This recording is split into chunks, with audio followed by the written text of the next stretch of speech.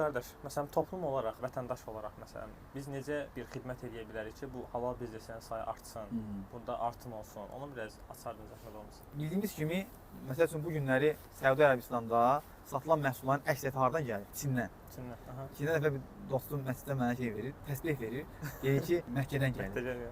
Nə desən deyim, Məkkədən gəlmir, bu Çindən gəlir. Çindən gəlib Məkkəyə, oradan gəlib sən almısan da. Biz baxırıq ki, demək, dünyada biraz daha lokallaşdıraq, ticari proseslərdə din amili yox. Çin, Budist olsa da, ateist olsa da, rahatçılıqla İslami məhsullar istehsal edir və satır. Amma biz baxırıq ki, İslamda bunu eləmək olmaz. İslamda sən hər şeyi istehsal edib, hər xidməti verə bilmək. Özəlliklə dini simvolların istehsalı falan bu qətiyyən olmaz yəni.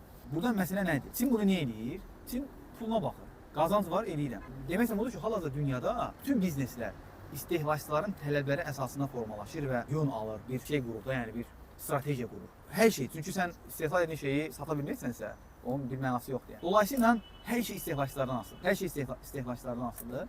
İstehlakçıların tələbləri halal olarsa, bizneslər halal işləmək məcburiyyətinə qalacaqlar.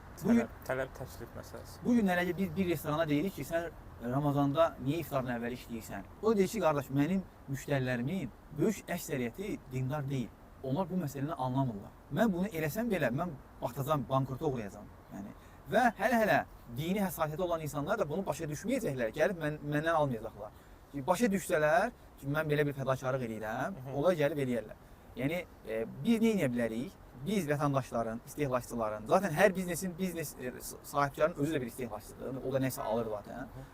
Biz öz halallıq tələblərimizi artırsaq, onda bizneslər də məzmun şəkildə o halallıq qaydalarına uyğunlaşacaqlar. Sən gedəsən restorana, müştərisən və deyəsən ki, musiqini söndür. Düşünsənə 10 dənə müştərinin 6-7-si elə desə, müştəri gəlib deyir ki, namaz otağı hardadır? Müştəri gəlib deyir ki, sənin ətini hardan alırsan?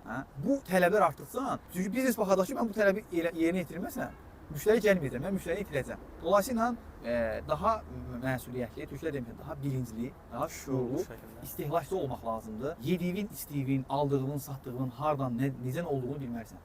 Özəlliklə bu dövrlərdə bu işğalçı İsrailin Qəzzaya 2 ilə yaxındır etdiyi hücumlarda boykot gündəmə gəldi. Amerikanın Avropaya qarşı göstərdiyi münasibətdən sonra Avropada Amerika malları, Kanadada Amerika malları boykot edildi. Bu günlərdə Türkiyədə siyasi partiyalar bir-birinə qarşı boykot tətbiq edirlər.